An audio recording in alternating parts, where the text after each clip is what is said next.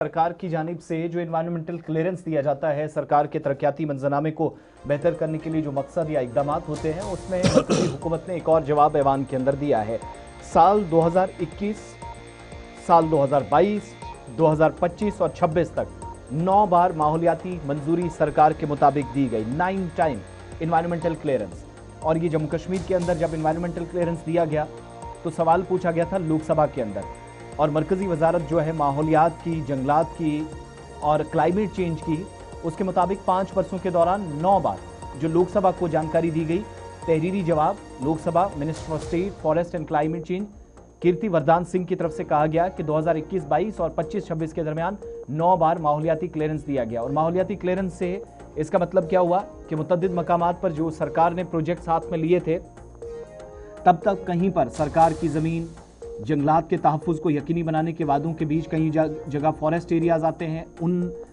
जगहों पर भी सरकार को क्लियरेंस की ज़रूरत होती है। एक तो वो, दूसरा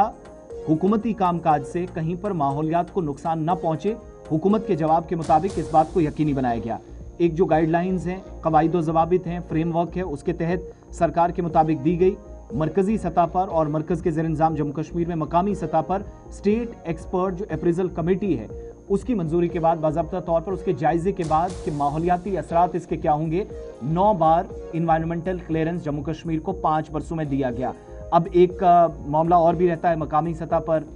माहौलियात से जुड़ा कोई मामला हो, कहीं पर पेड़ों की कटाई हो, जंगलात से कोई प्रोजेक्ट्स गुजरने हो, रोड्स हो, कोई और इंफ्रास्ट्रक्चर हो, तो एक सवाल बार बार पूछा जाता है कि माहौलियात को बहुत बड़ा नुकसान है, नेशनल ग्रीन ट्रिब्यूनल की डायरेक्शंस हैं, उसकी भी हिदायत पर अमल दरामद नहीं हो रहा है। तो मरकज़ी वजारत के मुताबिक नेशनल ग्रीन ट्रिब्यूनल की जो हिदायत हैं उनका भी ख्याल रखा गया, गाइडलाइंस का भी ख्याल रखा गया, प्लस